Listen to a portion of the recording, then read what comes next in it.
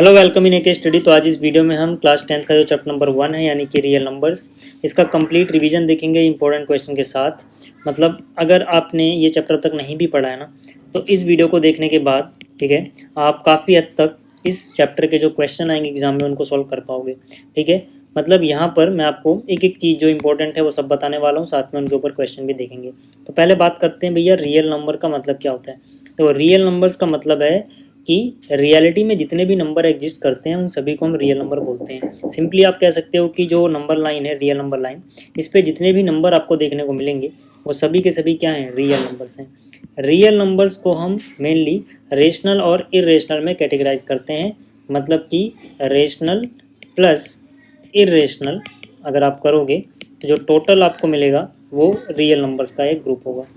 ठीक है, फिलहाल हालांकि टाइप्स ऑफ नंबर के बारे में हमें यहाँ नहीं पढ़ना है इतना, वो आपने क्लास 9 में पढ़ा हुआ है। फिलहाल जो जो इंपॉर्टेंट चीज़ें हैं उनके बारे में बात करते हैं।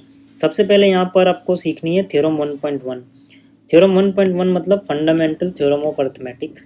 ये थ्योरम क्या कहती है और किस क्वेश्चन में या किस तरह के क्वेश्चन में ये अप्लाई होगी वो सभी मैं आपको बताऊंगा। लेकिन इस थ्योरम को समझने से पहले आपको दो टर्म पता होनी चाहिए। पहला है कंपोजिट नंबर किसे कहते हैं और दूसरा है प्राइम नंबर किसे कहते हैं। ठीक है, तो देखो कंपोजिट नंबर का मतलब होता है ऐसे नंबर जिनके पास दो से ज़्यादा फैक्टर हों। जिनके पास दो से ज़्यादा फैक्टर होंगे उनको हम बोलेंगे कंपोजिट नंबर। जैसे 4 हो गया, 4 देखो 1 के टेबल में आता है, 2 के टेबल में आता है, 4 के टेबल में आता है, तो इसके पास दो से ज़्यादा फैक्टर हैं। ठीक है, जैसे 6 हो गया, 6 1 के टेबल में आएगा, 2 के टेबल में आएगा, 3 के टेबल में आएगा और 6 के टेबल में आएगा, इसके पास दो से ज़्यादा फैक्टर हैं। तो इस तरह के नंबर्स जिनके पास मोर देन 2 फैक्टर्स होते हैं हम उनको बोलते हैं कंपोजिट नंबर। ठीक है, और प्राइम नंबर क्या होते हैं, ऐसे नंबर जिनके पास एग्जैक्टली 2 फैक्टर हो। जैसे कि 2, जो 2 है वो 1 के टेबल में आएगा, 2 के टेबल में आएगा, तो इसके पास देखो एग्जैक्टली 2 फैक्टर है ना, 2 से कम ना 2 से ज़्यादा, तो ये एक प्राइम नंबर है। इसी तरह से 3 1 के टेबल में आएगा, 3 के टेबल में आएगा, 5 1 के टेबल में आएगा, 5 के टेबल में आएगा, तो ये 2 3 5 ये क्या है, प्राइम नंबर है। हालांकि आप में से बहुत सारे बच्चों को कंपोजिट प्राइम का ज्ञान होगा, तो इसके बारे में ज़्यादा डिटेल में नहीं जा रहा मैं। ठीक है, बात करते हैं फंडामेंटल थ्योरम ऑफ अर्थमेटिक की। फंडामेंटल थ्योरम ऑफ अर्थमेटिक क्या कहती है, every composite number can be expressed as a product of primes and this factorization is unique apart from the order in which prime factors occur। मतलब हर composite number को आप prime number के product के रूप में लिख सकते हो और ये फैक्टराइजेशन यूनिक होगा अगर हम ऑर्डर की बात ना करें तो। कहने का मतलब जैसे 12 की बात करते हैं, अब 12 एक कंपोजिट नंबर है, तो 12 को आप लिख सकते हो 2 इंटू 2 इंटू 3, है ना, 2 2 जा 4 4 3 जा 12। तो यहाँ पे 2 भी प्राइम नंबर है, 2 भी प्राइम नंबर है और ये 3 भी प्राइम नंबर है। मतलब ये आपने क्या किया है, आपने जो 12 था यानी कि एक कंपोजिट नंबर था उसको प्राइम नंबर्स के प्रोडक्ट के रूप में लिख दिया।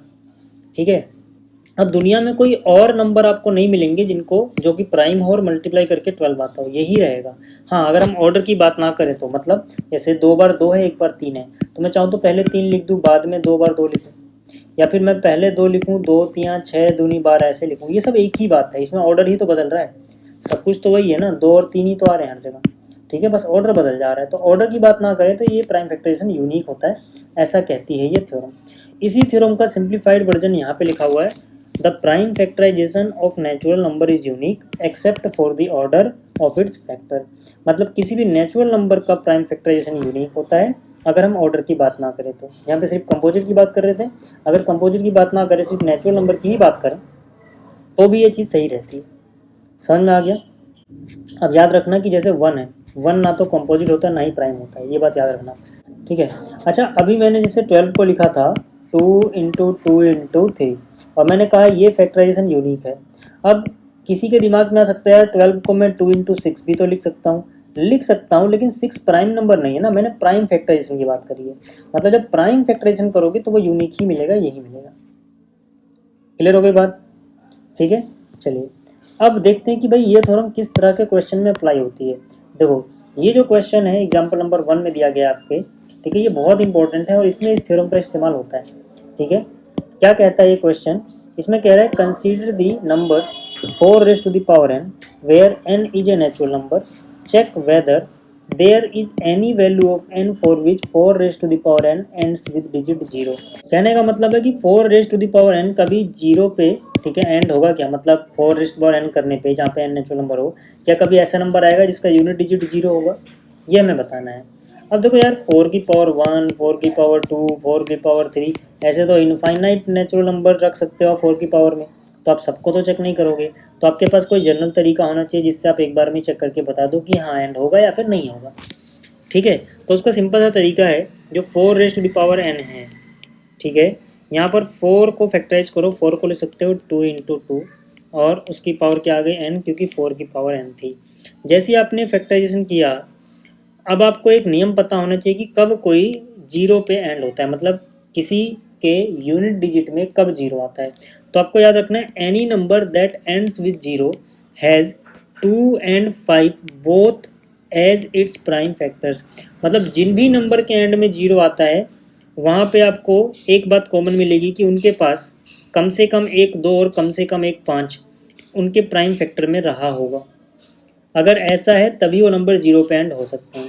लेकिन यहाँ पे अगर आप देखोगे तो 4 raise to the power n जो है, इसके प्राइम फैक्टराइजेशन में सिर्फ 2 आ रहा है, 5 तो आ ही नहीं रहा। तो मैं क्या बोलूँगा कि यार ये तो कभी 0 पे एंड हो ही नहीं सकता, क्योंकि 0 पे एंड होने के लिए नंबर के फैक्टर में 1, 2 कम से कम और 1, 5 कम से कम होना चाहिए, कम से कम, इससे ज़्यादा हो कोई दिक्कत नहीं है, लेकिन कम से कम 1 बार 2 और 1 बार 5 होना चाहिए। यहाँ पे 2 तो है लेकिन 5 मिसिंग है, ठीक है। तो मैं क्या कहूँगा कि but in the prime factorisation of 4 raise to the power n 5 is missing, 5 तो मिसिंग है ही नहीं, ठीक। And according to fundamental theorem of arithmetic this factorisation is unique. और जो फंडामेंटल थ्योरम ऑफ अर्थमेटिक है वो ये कहती है कि ये जो फैक्टराइजेशन हुआ है इसका, ये यूनिक है, मतलब कोई और प्राइम फैक्टराइजेशन इसका नहीं होगा। नहीं तो हमारे दिमाग में क्वेश्चन आ सकता था ना कि चलो इस प्राइम फैक्टराइजेशन में से तो 5 मिसिंग है, क्या पता किसी और में आता हो, है ना। लेकिन ये थ्योरम कहती है कि यही इकलौता इसका प्राइम फैक्टराइजेशन है, मतलब कोई और है ही नहीं, तो कहीं और जाने की जरूरत भी नहीं है। तो मतलब यहाँ अगर 5 नहीं आया तो कभी भी ये 0 पे एंड तो नहीं हो सकता, ठीक है। तो यहाँ से हम बोलेंगे show 4 raise to the power n does not end with 0 for any natural number n। समझ में आ गया कि यह थ्योरम कहाँ यूज़ हुई। ये थ्योरम यहाँ पे ये बताने में यूज़ हुई कि भाई इसका कोई और फैक्टराइजेशन नहीं होगा, प्राइम फैक्टराइजेशन यही है, बस इसमें अगर आपने देख लिया नहीं मिला तो बस कहीं और ढूंढने की जरूरत नहीं है, ठीक है। बट अगर मान लो हमारे पास ये थ्योरम ना होती तो कन्फ्यूजन बनी रहती कि क्या पता इसका कोई और प्राइम फैक्टराइजेशन होता हो, क्या पता उसमें 2 और 5 दोनों आते हों, है ना। बट ये थ्योरम ये क्लियर कर देती है कि नहीं, सिर्फ यही इसका यूनिक प्राइम फैक्टराइजेशन है। यहाँ पे अगर 5 नहीं मिल रहा है तो कहीं नहीं मिलेगा, तो मतलब ये कभी 0 पे एंड नहीं होगा। क्लियर हो गई बात। तो यार याद रखना कि ये जो क्वेश्चन है ना, ये बहुत इंपॉर्टेंट है, कई बार पूछा गया है, इसको अच्छे से तैयार कर लेना।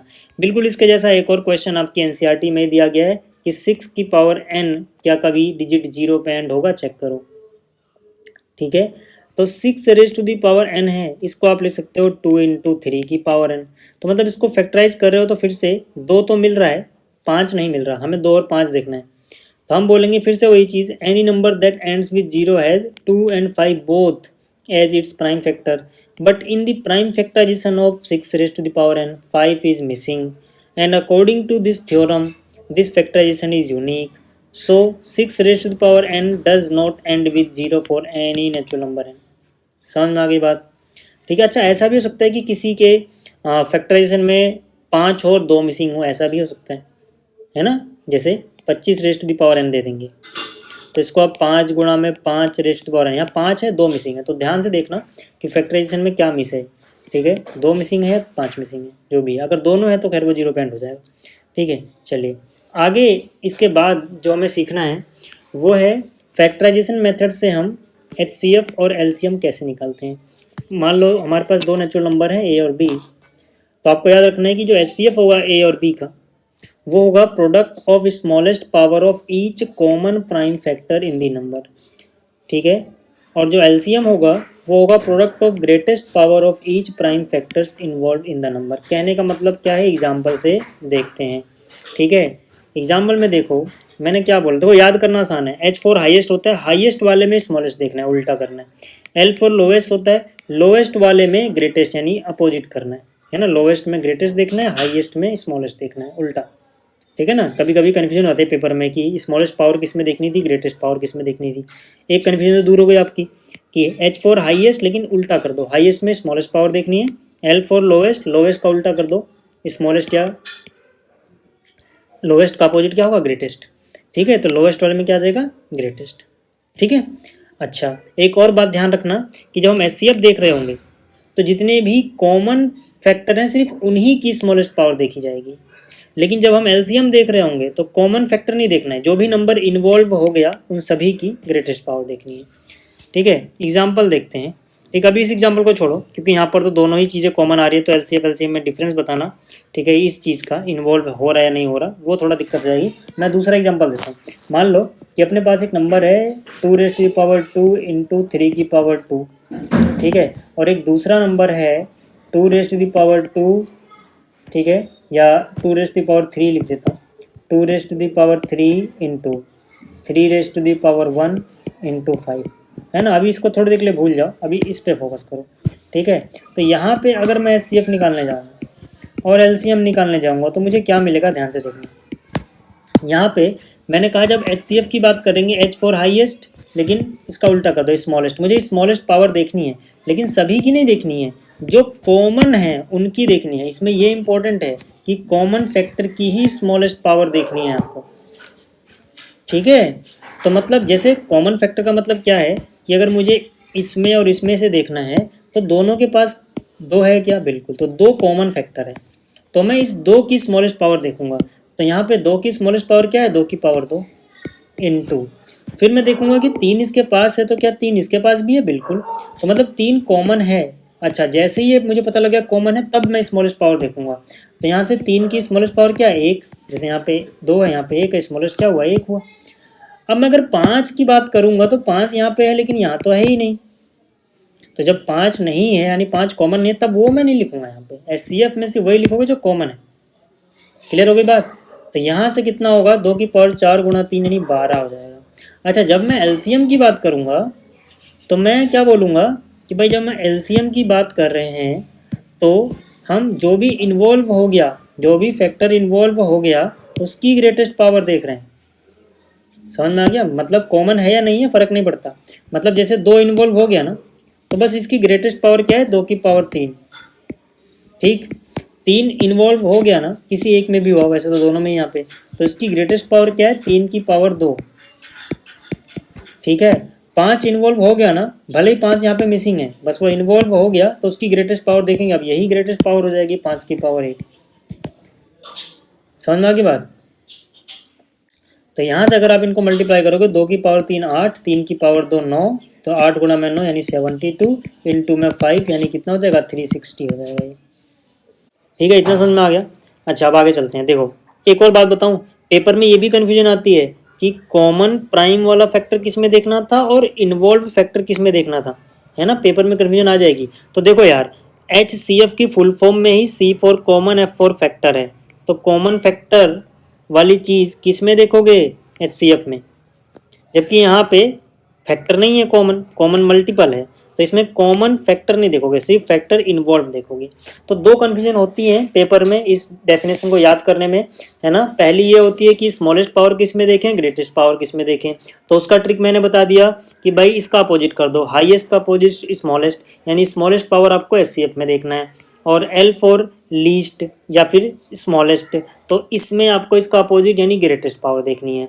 दूसरी कन्फ्यूजन, जैसे कि मैंने कहा कॉमन किस में देखें और इन्वॉल्व किस में देखें, तो एचसीएफ की फुल फॉर्म में ही कॉमन फैक्टर आ रहा है, तो कॉमन फैक्टर एचसीएफ में देखोगे, जबकि इसमें कॉमन मल्टीपल आ रहा है, फैक्टर नहीं, तो मतलब इसमें फैक्टर जो भी इन्वॉल्व हो गया उसको देखोगे, कॉमन है या नहीं, कोई दिक्कत नहीं।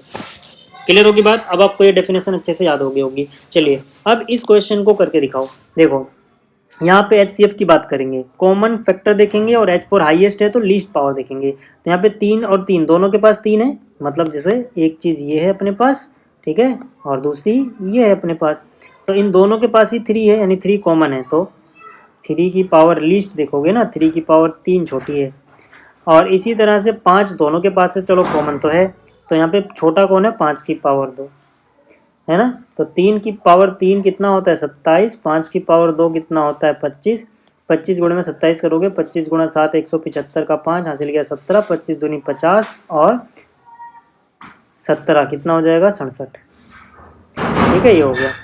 अच्छा, अगला क्या है, ए बराबर है दिस, बी बराबर है दिस। मान लो एक्स और वाई प्राइम फैक्टर्स हैं।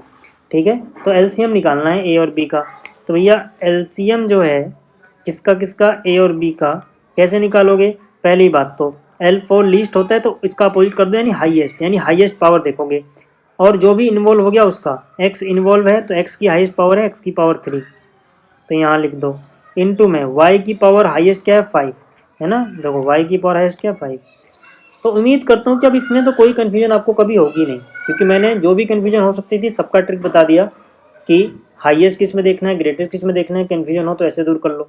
इन्वॉल्व वाला किस में देखना है, कॉमन वाला किस में देखना है, कन्फ्यूजन हो तो ऐसे दूर कर लो। ठीक है, तो आपको अब ये टॉपिक अच्छे से समझ में आ गया होगा। चलिए आगे बात करते हैं, एक और क्वेश्चन देखते हैं। मान लो 12, 15 और 21 का हमें एचसीएफ और एलसीएम निकालना है। तो पहले तो फैक्टराइज कर लोगे ना, फैक्टराइज करना तो आता होगा ना। 12 को करोगे 2 6 जा 12, फिर 2 3 जा, फिर 3 1 जा, 2 की पावर 2 इंटू में 3 की पावर 1। ठीक, इस तरह से 15 को 3 गुणे 5, 21 को 3 गुणे 7 लिख सकते हो। एचसीएफ मैंने क्या बताया आपको कि पहली बात तो वो कॉमन फैक्टर होना चाहिए सब में। अब जैसे अगर ये 3 नंबर है तो तीनों में होना चाहिए वो। और दूसरी बात H4 हाईएस्ट का उल्टा यानी कि लीस्ट, छोटी पावर देखनी है। तो जैसे 2 इसके पास है तो इसके पास तो है ही नहीं, 2 को देखेंगे नहीं, 2 कॉमन ही नहीं है। 3 यहाँ पर भी है, यहाँ पर भी है, यहाँ पर भी है, 3 को देखेंगे। तो इसमें से सबसे छोटी पावर क्या है, 3 की पावर 1, हर जगह 3 की पावर 1 ही है, तो एचसीएफ 3 ही हो गया। अच्छा, जब हम एलसीएम की बात करेंगे तो L4 लीस्ट होता है, लीस्ट का अपोजिट यानी ग्रेटेस्ट पावर देखेंगे। लेकिन जो भी नंबर इन्वॉल्व हो गया सबकी, जैसे 2 इन्वॉल्व हो गया ना, भले वो 1 में हुआ, तो 2 की ग्रेटेस्ट पावर देखोगे 2 की पावर 2 इंटू 3 इन्वॉल्व हो गया ना, हालांकि वो तो कॉमन भी है बट कोई बात नहीं, इन्वॉल्व तो है, तो उसकी ग्रेटेस्ट पावर क्या है 3 की पावर 1 ही है, हर जगह 1 है। और 7 भले ही एक जगह है, उसको भी लिखोगे। और इसी तरह देखो 5 है ना, 5 भी इन्वॉल्व हो गया ना, भले वो एक जगह है, तो 5 भी आएगा। तो कितना हो जाएगा टोटल, 2 की पावर 2 4, 4 3 12, 12 पंजे 60, 60 गुणा में 7 करोगे 6 से 42 यानी 420। ठीक है, ये हो गया। तो उम्मीद करता हूँ कि अब आपका एलसीएम एचसीएफ वाला फैक्टराइजेशन मेथड से कॉन्सेप्ट क्लियर हो गया होगा। अच्छा, आगे चलते हैं। अगला क्या है, कह रहा है find LCM and HCF of 6 and 20 by prime factorisation method. तो ये तो अब आपको आ चुका है, अब आप कर लोगे ना। 6 को क्या लिखोगे 2 इंटू 3, 20 को क्या लिख सकते हो 4 इंटू 5, 4 यानी कि 2 की पावर 2, क्योंकि प्राइम नंबर बताना, 2 की पावर 2 यानी 4, 5 जा 20। एचसीएफ मतलब जो कॉमन है, तो यहाँ पे 3 है, 3 इसके पास नहीं है, 3 कॉमन नहीं है। यहाँ 5 है, उसके पास 5 नहीं है, यानी तो कॉमन ही नहीं है। कॉमन फैक्टर है 2, तो यहाँ पे H4 हाईएस्ट का उल्टा लोवेस्ट, यानी 2 की पावर 1 देखो, 2 की पावर छोटी वाले 1। ठीक है, अगर हम एलसीएम की बात करेंगे तो जो भी इन्वॉल्व हो गया, जैसे 2 इन्वॉल्व हो गया ना कहीं, तो इसकी ग्रेटेस्ट पावर क्या है 2 की पावर 2, 3 इन्वॉल्व हो गया 3, 5 इन्वॉल्व हो गया 5, तो 2 की पावर 2 4, 4 5 जा 20, 23 जा 60। ठीक, अच्छा एक और चीज़ आपको याद रखनी है, जैसे अगर मान लो अपने पास 2 नंबर है ए और बी, तो ए बी का एचसीएफ को अगर मल्टीप्लाई करो ए बी के एलसीएम से, तो जो आएगा प्रोडक्ट वो बराबर होगा ए इंटू बी के। समझ में आ गई बात, यानी इन्हीं के एचसीएफ और एलसीएम को मल्टीप्लाई करोगे तो वो इन्हीं के प्रोडक्ट के बराबर आता है। जैसे यहाँ पे बोला गया find the HCF of 96 and 404 by prime factorisation method and hence find their LCM. मतलब क्या है कि यहाँ पर 2 नंबर हैं 96 और 404। ठीक है, इनका एचसीएफ जो है वो तो प्राइम फैक्टराइजेशन मेथड से फाइंड आउट करना है और उसके बाद एलसीएम निकालना है किसी और मेथड से। तो देखो कैसे करेंगे, यहाँ पे 96 को आप लिख सकते हो 32 गुणा 3, 32 को लिखोगे 2 की पावर 5, है ना। इसको ऐसे करके देख लेना चाहिए अगर आपको नहीं आता है तो। ठीक है, 96 को ऐसे फैक्टराइज करोगे, 2 5 बार आएगा, 3 1 बार आएगा। ऐसे 404 डायरेक्ट दिख रहा है, 4 इंटू में 101, 4 को लिख सकते हो 2 की पावर 2। ठीक, तो अगर मैं एचसीएफ की बात करूँ क्योंकि मुझे प्राइम फैक्टराइजेशन मेथड से निकालना है, तो एचसीएफ मतलब क्या है कि यहाँ पर जो भी कॉमन है वो देखो और उसकी लोएस्ट पावर देख लो। तो कॉमन क्या है 2, 2 दोनों के पास है, इसकी छोटी पावर क्या हो गई 2 की पावर 2, यानी कि एचसीएफ आ गया 4। अब मुझे एलसीएम निकालने के लिए कुछ और तरीका ढूंढना है, तो मेरे पास ये तरीका है कि भाई एचसीएफ इंटू एलसीएम बराबर होता है नंबर 1 नंबर 2, यानी पहला नंबर इंटू दूसरा नंबर। तो एचसीएफ कितना आया है 4, तो एचसीएफ की जगह 4 लिख दूंगा, एलसीएम की जगह एलसीएम लिख दो। ठीक है, ब्रैकेट में नंबर लिखने का मतलब है कि इनका एलसीएम या फिर इनका एचसीएफ। ठीक है, और कुछ नहीं है इसका मतलब। ठीक, तो यहाँ से इसको अपनी जगह रहने दो, इसको अपनी जगह रहने दो, 4 को ले जाओ डिवाइड में, 4 को डिवाइड में ले जाओगे 4 1 जा 4, ठीक है, और यहाँ से 4 1 जा 4, 0 4 1 जा 4, 101 को 96 से मल्टीप्लाई करना है, ठीक है। तो यार 96 1 जा 96 कैरी गया 9, 96 इंटू 0 0 हो गया, 9 कैरी गया था यहाँ पे आ गया, फिर 96 1 जा 96, ठीक। तो ये हो गया यार, क्लियर हो गई बात। ऐसे ही जैसे अगला क्वेश्चन, ये भी एनसीईआरटी का है कि भाई अगर एचसीएफ इन दोनों नंबर्स का 9 है तो इन्हीं दोनों नंबर का एलसीएम कितना होगा। तो हमें पता है कि भाई एलसीएम इंटू एचसीएफ बराबर होता है दोनों नंबर का प्रोडक्ट, ठीक है। एचसीएफ जो था वो 9 दिया था, तो एचसीएफ की जगह 9 आ गया, इनका एलसीएम अपनी जगह रहा, ये नंबर अपनी जगह रहे। अगले स्टेप में 9 डिवाइड में चला गया, ये चीज़ अपनी जगह रहेगी, 9 से काटोगे 9 7 जा 63 और 9 3 जा 27, यानी कि 73 इंटू में 306 करोगे 22,338 आ जाएगा इनका एलसीएम, ठीक। अच्छा, अब आगे चलते हैं और देखते हैं कि थ्योरम 1.2 क्या कहती है और इसका कहाँ इस्तेमाल होता है इस चैप्टर में, ठीक है। तो आपको याद रखना है थ्योरम 1.2 क्या बोलती है कि अगर p कोई भी प्राइम नंबर है और p किसी नंबर a स्क्वायर को डिवाइड कर देगा तो p a को भी डिवाइड करेगा जहाँ पर a कोई भी पॉजिटिव इंटीजर हो सकता है, ठीक है। तो मतलब अगर मैं इसी को शॉर्ट में लिख के दिखाऊं तो ये बोल रहा है, समझने के लिए ऐसे पेपर मत लिखना, ठीक है, कि p अगर कोई प्राइम नंबर है, p क्या है, कोई प्राइम नंबर है और p जो है वो डिवाइड कर दे a के स्क्वायर को तो p a को भी डिवाइड करेगा, ठीक है। जैसे कोई प्राइम नंबर लो, जैसे मैंने एक प्राइम नंबर लिया 2, ठीक है, क्या 2 प्राइम नंबर है, बिल्कुल। तो मान लो कि जो 2 है वो 16 को डिवाइड कर देता है, पक्की बात है, 16 मतलब 4 का स्क्वायर, 16 मतलब 4 का स्क्वायर। तो मतलब जो 2 है वो 4 के स्क्वायर को अगर डिवाइड करता है तो पक्की बात है 2 जो होगा स्क्वायर हटाओ क्या बचेगा, 4, 4 को भी डिवाइड करेगा। जैसे यहाँ स्क्वायर हटाओ क्या बचेगा, ए। तो अगर p a स्क्वायर को डिवाइड करेगा तो स्क्वायर हटाने के बाद a बचेगा उसको डिवाइड करेगा, ठीक है। ये हमेशा तभी सच होगी, मतलब या तभी ठीक रहेगी, ट्रू रहेगी ये थ्योरम, जब p को आप कोई प्राइम नंबर ही लोगे, प्राइम की जगह कुछ और लोगे तो कुछ भी हो सकता है, लेकिन जब तक ये प्राइम है तब तक ये ठीक है। आगे बात समझ में। अब आप ये सोचो कि इस चैप्टर में इस थ्योरम का यूज कहाँ हुआ है। तो इस चैप्टर में इस थ्योरम का यूज होता है इस तरह के क्वेश्चन को प्रूव करने में। जैसे कि ये मोस्ट इम्पॉर्टेंट टॉपिक है इस चैप्टर का, मोस्ट इम्पॉर्टेंट टॉपिक अगर कोई आपसे पूछे या मोस्ट इम्पॉर्टेंट क्वेश्चन आपसे पूछे कि क्या है, तो वो इस तरह के क्वेश्चन।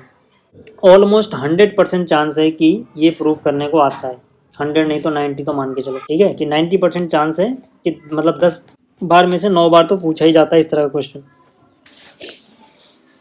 ठीक है। क्वेश्चन क्या है, क्वेश्चन है prove that under root 3 is irrational. प्रूव करना है कि रूट 3 एक इरेशनल नंबर है। तो इस तरह के क्वेश्चन को हम सॉल्व करते हैं by contradiction method. Contradiction method एक ऐसा मेथड है जिसमें हम कुछ स्टेटमेंट बोलेंगे जो प्रूव करना है उसका उल्टा, और बाद में दिखाएंगे कि हमने जो बोला था वो कुछ ना कुछ आगे चल के कॉन्ट्राडिक्शन पैदा कर रहा है, कुछ ना कुछ विरोधाभास पैदा कर रहा है। तो मतलब जो हमने बोला था वो गलत था और हमने बोला ही वही था जो प्रूफ करना उसका अपोजिट। तो मतलब जो प्रूफ करना है वो सही है क्योंकि हमने जो अपोजिट बोला वो गलत आ रहा है। अभी मैं करके दिखाता हूँ कैसे। देखो यहाँ पे रूट 3 को क्या प्रूफ करना है, इरेशनल।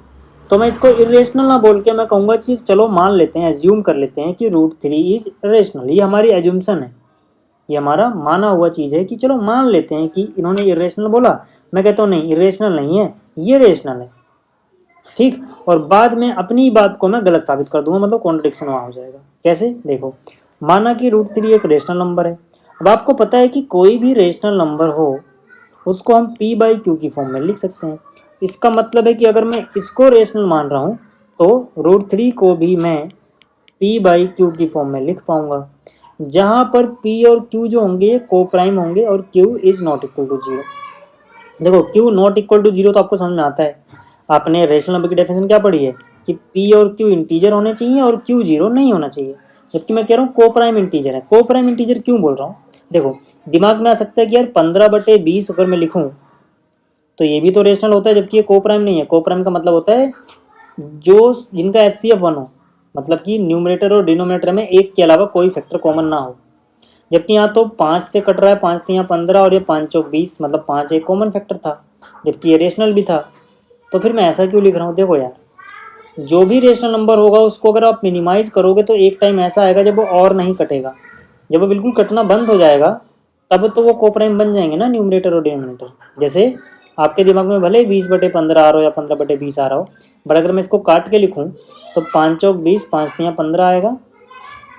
ठीक है, तो अब ये कोप्राइम बन गए, मतलब इससे ज़्यादा आप और नहीं काट पाओगे। तो हर रेशनल नंबर को हम मिनिमाइज करके मिनिमम फॉर्म में जब लिखते हैं, समझ लो कि ये मिनिमम फॉर्म में ही लिखा हुआ है, कट कुट आगे। आगे बात समझ में? तो मैंने क्या बोला कि √3 को मैंने p/q माना, जहाँ पे p और q कोप्राइम है, मतलब ये मिनिमम फॉर्म में है। अब इनका HCF 0 है p और q का। ठीक है, यानी कोई भी कॉमन फैक्टर नहीं होगा p और q के बीच में 1 के अलावा। ठीक, और q is not equal to 0 तो आपको डेफिनेशन में पता ही है रेशनल नंबर की। अब जैसे ही आप इतना लिखते हो, अगले स्टेप में क्या करो, q को इधर शिफ्ट कर दो, यानी √3q हो गया और इधर बचे रहेगा p। इसके बाद आपको स्क्वायरिंग बोथ साइड करनी है। स्क्वायरिंग बोथ साइड करते ही √3 का रूट हट जाएगा और ये हो जाएगा 3, ये हो जाएगा q², ये हो जाएगा p²। अब जैसे ही इतना आपको मिला, अब यहाँ से आप ये कह सकते हो कि जो 3 है वो p² का एक फैक्टर है। तो मैंने लिखा सो 3 is a factor of p²। अब ज़्यादातर बच्चे रटते हैं कि भाई इस स्टेप के बाद हमें ये लिखना है कि 3 is a factor of this, but उनको ये नहीं पता होगा कि इस लाइन को देख के या इस इक्वेशन को देख के हम कैसे कह सकते हैं कि पक्की बात है कि 3p² का एक फैक्टर ही होगा। ये बहुत आसान सी चीज़ है। देखो भैया, अगर मान लो आप 3 × 5 लिखो, इसको अलग कलर से लिख के दिखाता हूँ मैं। मान लो अगर आप 3 × 5 लिखो और आपको मिल जाए 15, है ना, ज़रा सोचो। तो इसका यही तो मीनिंग है कि 3 का पहाड़ा 5 बार पढ़ने पे 15 आता है। तो मतलब 3 के पहाड़े में 15 आता है, तो मतलब 3 15 का एक फैक्टर होगा ना। तो वही चीज़ यहाँ भी लिखी हुई है कि 3 × मतलब 3 का पहाड़ा q² बार पढ़ने पे p² आता है, तो मतलब 3p² का एक फैक्टर होगा। अब क्योंकि q एक इंटीजर है तो उसका स्क्वायर भी एक इंटीजर होगा ना, तो ये भी तो होना चाहिए कि यहाँ पे इंटीजर हो, पॉइंट वगैरह में ना आए नंबर। तो मतलब ये पॉइंट में नहीं है, q² एक इंटीजर ही होगा, क्योंकि इंटीजर का स्क्वायर इंटीजर ही होता है। और p एक इंटीजर है तो ये भी इंटीजर, क्योंकि भाई को प्राइम नंबर मतलब इंटीजर्स या नेचुरल नंबर की बात ही कर रहे हैं। ठीक है, तो मतलब 3 × में कोई नेचुरल नंबर है या इंटीजर है, और ये भी कोई नेचुरल नंबर या इंटीजर ही है। तो मतलब 3 का पढ़ा इंटीजर बार या नेचुरल नंबर बार पढ़ने पे ये आता है, तो मतलब 3 इसका एक फैक्टर है, पक्की बात है। अब क्लियर हो गया कि इस लाइन को देख के हम ये क्यों बोलते हैं। ठीक है, जैसे इतना हुआ, अब कहानी में आता है थ्योरम 1.2। थ्योरम 1.2 क्या कहती थी, याद करो, कि कोई प्राइम नंबर अगर किसी नंबर के स्क्वायर को डिवाइड कर रहा है तो पक्की बात है स्क्वायर हटाने के बाद जो बचेगा वो उसको भी डिवाइड करेगा। तो 3 इसका फैक्टर है, मतलब क्या, फैक्टर का मतलब ये होता है कि इसको डिवाइड कर सकते हैं। ठीक है, तो 3 अगर p² का फैक्टर है तो 3p का भी फैक्टर होगा बाई थ्योरम 1.2, जो मैंने आपको अभी यहाँ पढ़ाई। क्लियर हो गई बात? अब जैसे ही इतना हुआ, अब हम अगली लाइन लिखेंगे कि मान लेते हैं कि जो p है वो 3r के बराबर है। अब बहुत सारे बच्चे इसको भी रटते हैं कि यार इसी स्टेप के बाद ये लिखना होता है, उन्हें कारण नहीं पता होता कि ऐसा क्यों लिख सकते हैं हम। ऐसा हम इसलिए लिख सकते हैं जनाब, क्योंकि जो 3 है वो p का फैक्टर है। जैसे अगर 3 15 का फैक्टर है तो इसका मतलब है कि 3 × में समथिंग करके 15 आएगा, पक्की बात है। ठीक है, तो वैसे ही अगर 3 p का फैक्टर है तो 3 × में समथिंग p होता होगा, तो वो समथिंग मान लो r है। तो मैंने माना p = 3r, क्योंकि 3 अगर p का फैक्टर है तो 3 का पहाड़ा कुछ इंटीजर बार पढ़ने पे p आता होगा।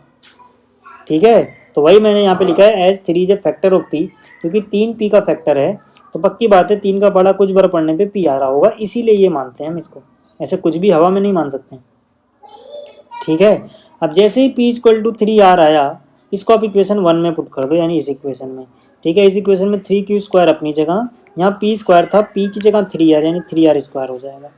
तो ये अपनी जगह आया, 3 का स्क्वायर 9, r का स्क्वायर r², 3 × 1 = 3, 3 × 3 = 9, यानी कट जाएगा तो ये हो जाएगा 3r² के बराबर। अब फिर से 3 का पहाड़ा r² बार पढ़ने पे q² आ रहा है, मतलब 3 फैक्टर होगा q² का। अब थ्योरम 1.2 से अगर 3q² का फैक्टर है, क्योंकि 3 प्राइम नंबर है, तो 3q का भी एक फैक्टर होगा। अब आपको गौर करना है इस स्टेटमेंट पे कि जो 3 है वो q का फैक्टर है और जो 3 है वो p का भी फैक्टर है। इसका मतलब 3 तो कॉमन फैक्टर हो गया, 3 p का भी फैक्टर है, 3 q का भी फैक्टर है। लेकिन हमने शुरू में कहा था कि p और q को प्राइम है, मतलब हमने मिनिमम फॉर्म में लिखा है इसको, तो एक के अलावा कोई कॉमन फैक्टर नहीं होना चाहिए था। जबकि यहाँ पर तो 3 p का भी फैक्टर मिल रहा है, 3 q का भी फैक्टर मिल रहा है, मतलब कहीं तो गड़बड़ी हुई है। तो हम बोलेंगे so 3 is a common factor of p and q but it contradicts. ये तो कॉन्ट्राडिक्शन हो गया क्योंकि p और q तो हमने को प्राइम बोले थे। इसका मतलब जो शुरू में हमने एज्यूम करा था ना, वो एज्यूमशन ही रॉन्ग थी। और रूट 3 रेशनल नहीं है बल्कि इरेशनल है, क्योंकि रेशनल के हिसाब से हम आगे बढ़ रहे हैं तो कहीं ना कहीं आगे जाके कॉन्ट्रडिक्शन प्रोड्यूस हो जा रहा है। तो अब हमें ये मानना पड़ेगा कि जो हमने एज्यूम किया था वो गलत था और ये रेशनल नहीं बल्कि इरेशनल नंबर है। अब अगर आपको ये समझ में आ गया तो अब इस पर कुछ भी चेंज करते हैं यार, रूट 3 की जगह रूट 5 दे देंगे, रूट 7 दे देंगे, ऐसे क्वेश्चन दे देंगे। तो आप वो कैसे करोगे, देखो एक और देख लेते हैं रूट 5।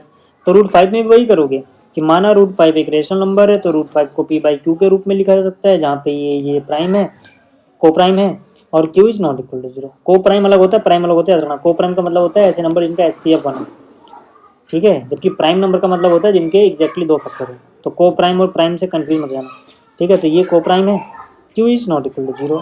अगले सारे स्टेप सेम रहेंगे, 1 2 3 4 5 6 ऐसे क्वेश्चन की प्रैक्टिस कर लो, 5 6 कर लोगे प्रैक्टिस, अपने आप सारे स्टेप अच्छे से समझ में आ जाएंगे और आप क्वेश्चन कर लोगे फिर पेपर में। अगले स्टेप में क्या होता है, ये इधर जाएगा, p अपनी जगह रहेगा। अगले स्टेप में दोनों तरफ स्क्वायर करोगे तो ये हो जाएगा 5q स्क्वायर, हो जाएगा p स्क्वायर। इसका मतलब 5 का पहाड़ा q स्क्वायर बार पढ़ने पे p स्क्वायर आता है, इसका मतलब 5 फैक्टर हो गया p स्क्वायर का। 5 एक प्राइम नंबर है, अगर वो किसी के स्क्वायर को डिवाइड करता है या फैक्टर है तो भाई स्क्वायर हटाने के बाद जो p बचेगा उसका भी एक फैक्टर होगा, थ्योरम 1.2 से। तो अब मान लेते हैं अगले स्टेप में 5 equal to p equal to 5r, क्यों, क्योंकि यहाँ पे जो 3 है 5 है, ठीक है, यहाँ पे मैं लिखा एज 5, ठीक है। जो 5 है वो फैक्टर है p का, मतलब 5 का टेबल सम टाइम पढ़ने के बाद p आता होगा, ठीक है। तो जैसे ही मैंने इसको 5r माना तो मैंने लिखा p जो 5r है वो इक्वेशन 1 में पुट कर दो। इक्वेशन 1 क्या है, ये इसमें लेफ्ट में जो भी है रहने दो, p की जगह 5r रखो, स्क्वायर कर दो। तो 5 का स्क्वायर 25r स्क्वायर, 5 बन जा 5, 5 5 जा, यानी q स्क्वायर क्या आ गया 5r स्क्वायर, ठीक है। तो जैसे ही ये स्टेटमेंट आपके पास आई, तो जैसे ही ये क्वेश्चन आपके पास आया आप बोल सकते हो कि 5 जो है वो आर स्क्वायर उसका टेबल पढ़ें तो क्यू स्क्वायर आता है, मतलब 5 क्यू स्क्वायर का एक फैक्टर है, तो 5 क्यू का भी एक फैक्टर होगा, ठीक है।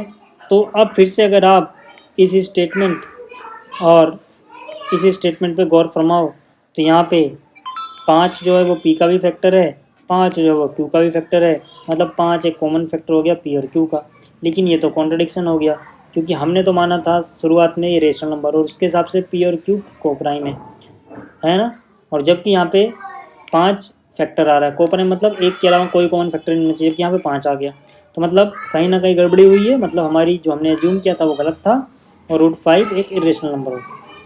अच्छा, इस तरह के क्वेश्चन में आपको ऐसे प्लस माइनस में भी दे देंगे कुछ, तो ये क्वेश्चन देखने में भले बड़े लग रहे हों बट ये और आसान होते हैं, ठीक है। तो जब भी ऐसा कुछ प्लस माइनस में दिया जाए तो आपको सिंपली क्या करना है, पहला स्टेप तो सेम रहेगा, लेट दिस इज रेशनल, ठीक है, और इसको फिर p/q के फॉर्म में लिख पाएंगे हम, ठीक है।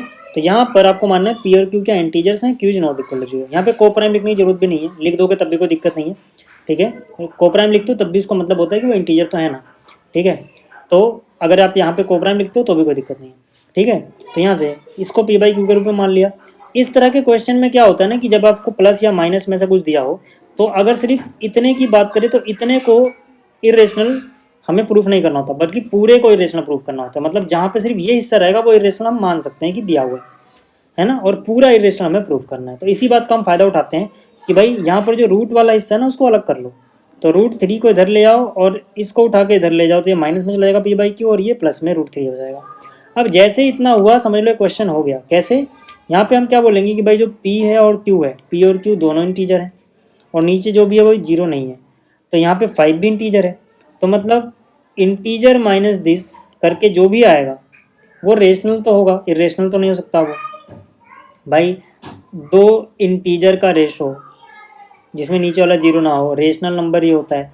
5 भी एक इंटीजर है मतलब रेशनल नंबर है, तो रेशनल माइनस रेशनल रेशनल ही होता है, तो मतलब 5 रेशनल नंबर है, p/q भी रेशनल नंबर है, तो ये पूरा का पूरा रेशनल नंबर ही होगा, जबकि √3 जो है वो इरेशनल है। और इक्वेशन 1 जो है इसमें क्या लिख दिया हमने कि भाई एक रेशनल नंबर बराबर है एक इरेशनल नंबर के, ऐसा कभी हो ही नहीं सकता। तो हम बोलेंगे कि भाई P और Q इंटीजर थे, Q 0 नहीं था, तो मतलब 5 - P/Q करके जो भी आया होगा वो रेशनल नंबर ही रहा होगा, लेकिन √3 इरेशनल है। तो जो इक्वेशन 1 है ये कॉन्ट्राडिक्ट करती है। क्यों? क्योंकि रेशनल कभी भी बराबर नहीं हो सकता इरेशनल के। इसका मतलब हमारी एज्यूम्पशन गलत थी और ये जो भी है ये एक इरेशनल नंबर है। ऐसे ही मान लो कुछ ऐसा आ गया, शो करो कि ये एक इरेशनल नंबर है, तो फिर भी मल्टीप्लाई में हो प्लस माइनस में हो तो आसान हो जाता है क्वेश्चन। ठीक है, तो इसको मान लो रेशनल, तो इसको P/Q के रूप में लिख पाओगे। ये फॉर्मेलिटी आपको लिखनी है हर बार। ठीक है, अब इसमें आप रूट को अलग बचाओ एक तरफ और बाकी सब एक तरफ ले जाओ, तो P/Q अपनी जगह 7 आ गया नीचे। अब फिर से हम बोलेंगे यार देखो P एक इंटीजर था, Q एक इंटीजर था, 7 भी एक इंटीजर है, तो integer divide by integer rational number ही आएगा, नीचे वाला 0 भी नहीं है।